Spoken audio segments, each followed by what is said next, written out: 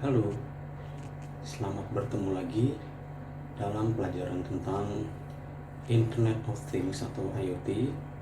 Kali ini topik yang akan kita bahas adalah Introduction to Linux atau pengenalan Linux.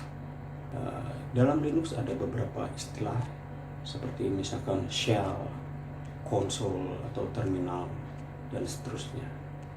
Ya, shell ini adalah tempat kita menuliskan komen-komen gitu ya. Dalam artian shell ini berfungsi untuk menginterpretasikan user input dan eksekusi komen-komen ya. Dan kemudian shell ini adalah text-based user interface ya, dari operating system Linux ya.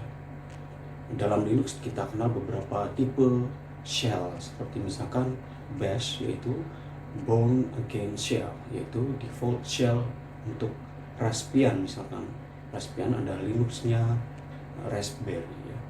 Shell ini juga memberikan kontrol pada user ya, untuk ya, menuliskan komen-komen, dan shell ini juga memerlukan memori untuk efisiensi ya.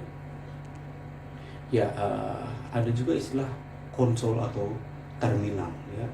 Konsol atau terminal ini adalah tempat kita menulis komen secara fisik ya, maksudnya ya. Biasanya berupa layar hitam untuk kita menuliskan komen-komen ya. Konsol atau terminal ini digunakan sebagai physical device ya. Misalkan seperti VT100 terminal ya, suatu jenis dari konsol ya. Virtual consoles are typical now ya. Ada juga konsol-konsol yang bersifat virtual ya. Beberapa website ada juga seperti emulator dari Linux ya, misalkan di ya beberapa website, sebagai contoh copy.sh, cockup.com, ballad.org, dan seterusnya ya. Jadi jika Anda ingin mencoba Linux ya, jika di komputer atau laptop Anda tidak ada Linuxnya, bisa mencoba Linux yang versi online ini ya.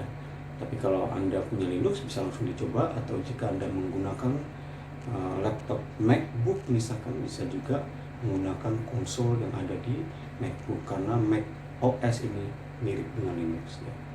Dan kemudian untuk Raspbian atau Raspberry Linux ini namanya LX terminal ya.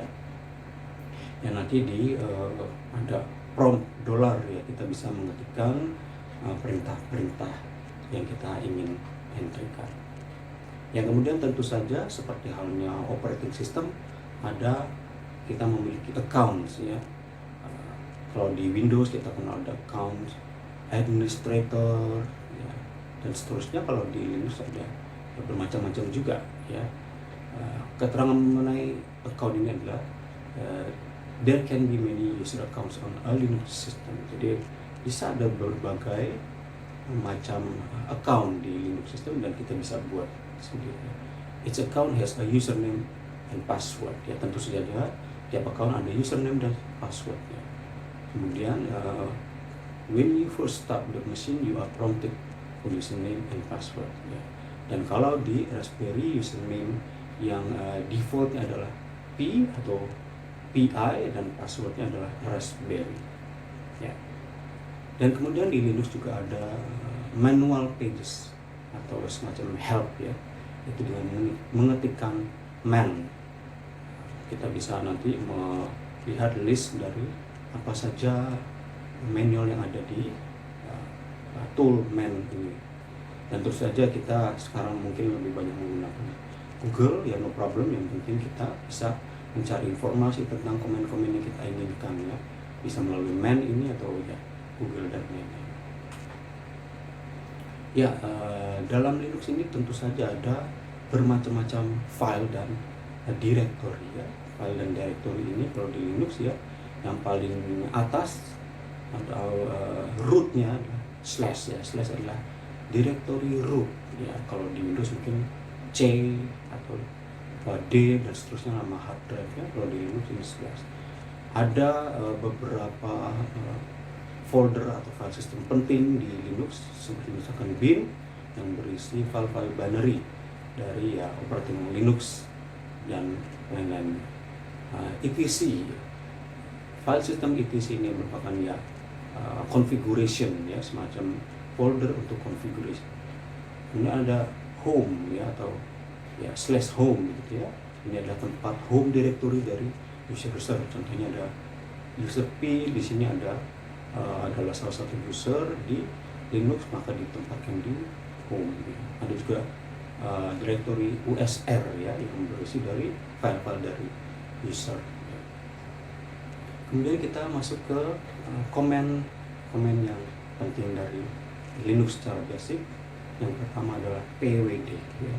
pwd artinya print working directory.